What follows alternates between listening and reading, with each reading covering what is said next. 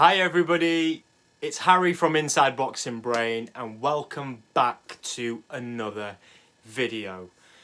Now, today's video is essentially about drug use in boxing. So steroid abuse within the professional boxing game. Now, since the news broke last week about Conor and Benn-Eubank Jr., I actually went online and did a little bit of research around who's in the camps, what doctors do they use, and what's the information that's coming out from the camps around this PED usage, and whether or not we as fans could take anything away from that. Now, I have to say, I was shocked when I started doing my research. I want to let you guys in on a little gem of information. Now, there's a YouTube channel here and it is called Quality Shot Boxing.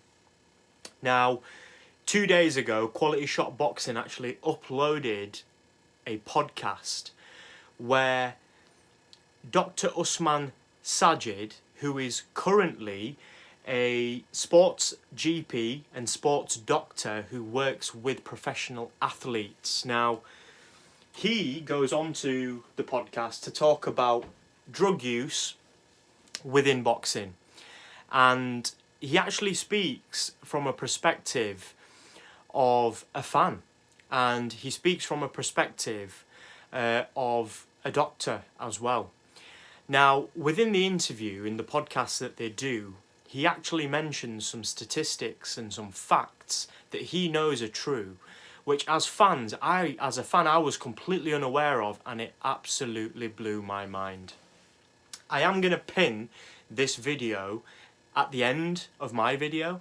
So once you finish watching this, you will notice that the recommended video is going to take you through to that podcast so that you can hear and listen to him firsthand. Now, the interviewer starts off by really just, a high-level conversation around boxing, around the fighters that he works with.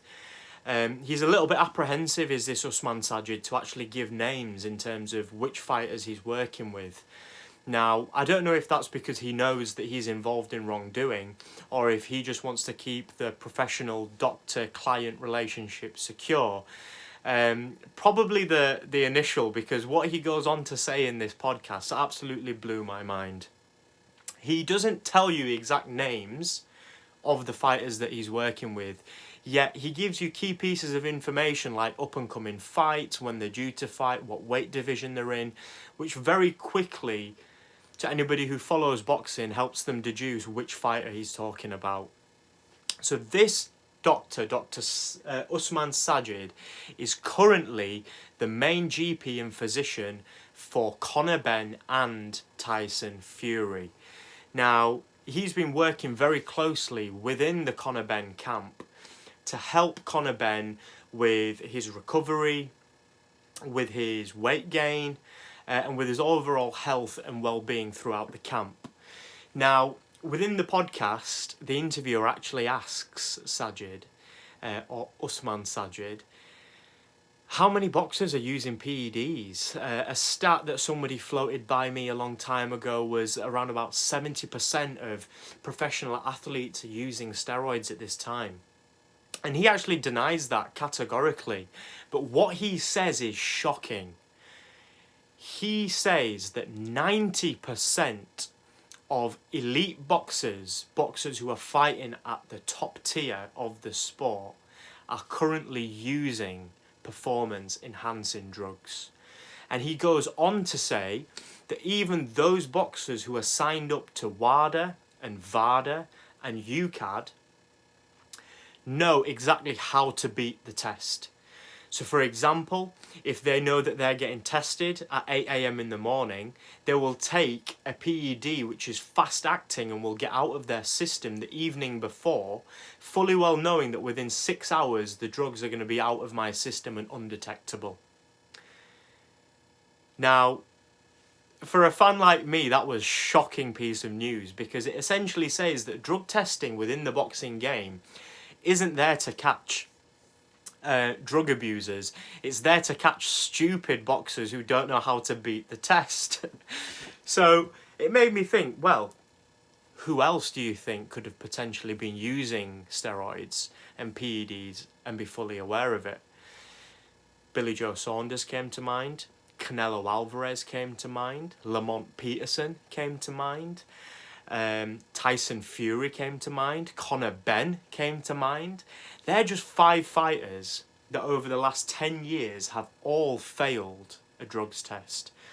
They're all at the top tier of the sport, and they all have professional doctors, physicians, and medical professionals working with them. So it's shocking to think how many other fighters are there at that top tier who are taking drugs but just understand how to beat the test. Now, another thing that Dr. Usman actually suggested and let slip within his podcast is that different methods of testing produce different results. So, for example, UKAD, UK Anti-Doping, they only take urine samples. Now, your body tends to break down chemicals very quickly and excrete them through the urinary tract. So, to only do urine testing strictly as your primary testing process leaves a massive margin of error where fighters, strength and coaching conditioners or strength conditioners or dietitians or doctors can actually help these fighters get the drugs out of their system very quickly. So it shows you that the UK Anti-Doping Authority or UKAD are not fit for purpose, because Conor Benn passed all of his UKAD tests but failed his VADA test. Now VADA actually tests blood samples and hair samples. Now blood and hair actually hold on to substances for much, much longer. Trace elements of steroids can be found in your blood and in your hair up to 3 to 6 months after usage, which is why many testing agencies do not do blood and hair testing. They focus predominantly on the urine tests. And I think, personally, that is because there is the biggest room for error and the largest margin for fighters, doctors, coaches, camps to help their athletes beat the tests.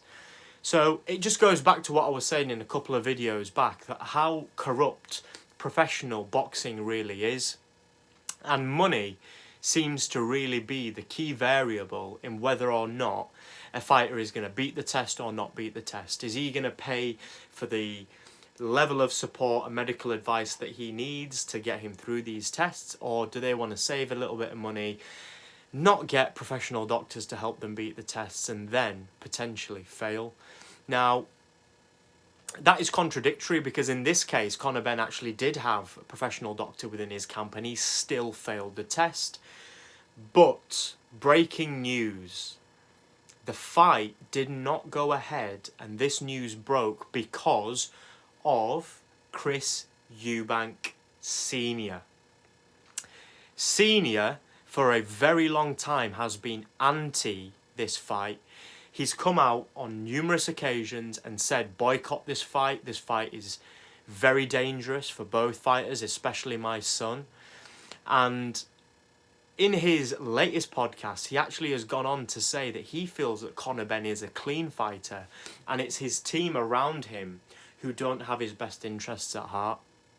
So, for me, as a fan, it makes me think that maybe the news was broken a long time ago, and that was confirmed in a news article from the Daily Sun, and then also confirmed by the British Board of Control, that said that they actually found out that Conor Benn had failed a drug test over a week ago. Now, the news was only broken 3 days before the fight. They knew that this was going to happen 10 days before then. So, what does it tell you?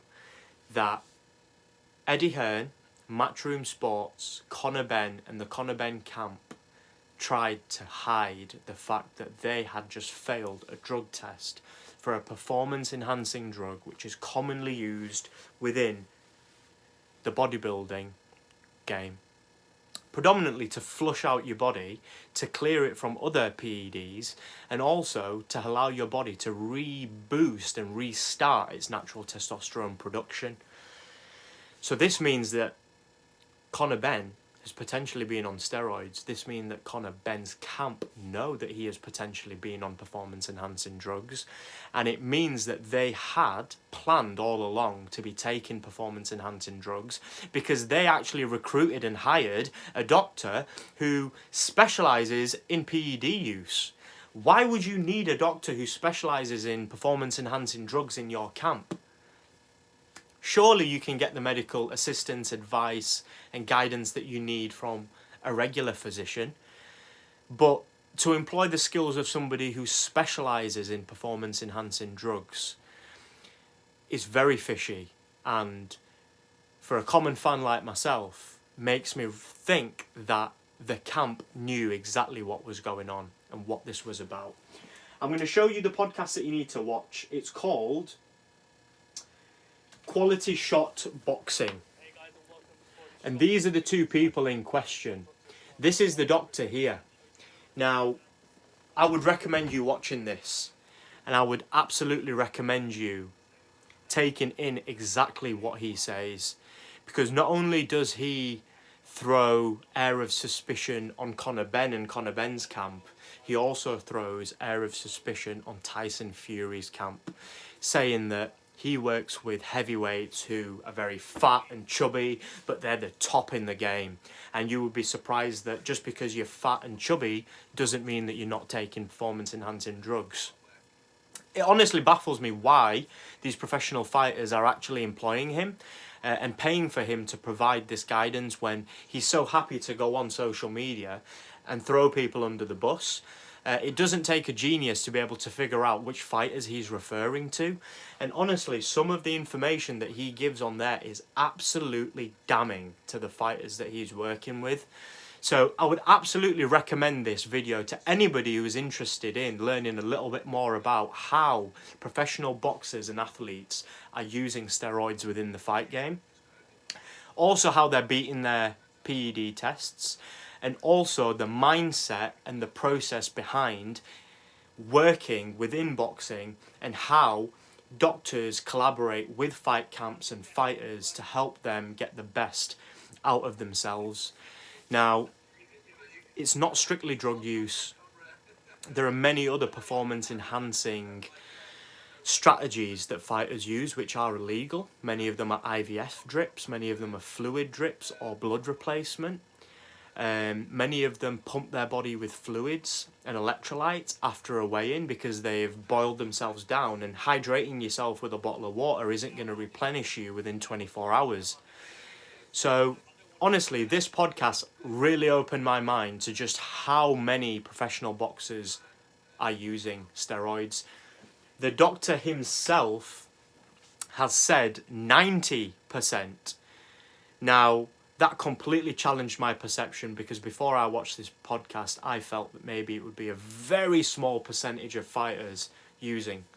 But in his own words, 90% of elite world-class boxers are currently using performance-enhancing drugs, have either been on cycle or are currently coming off or going through a cycle.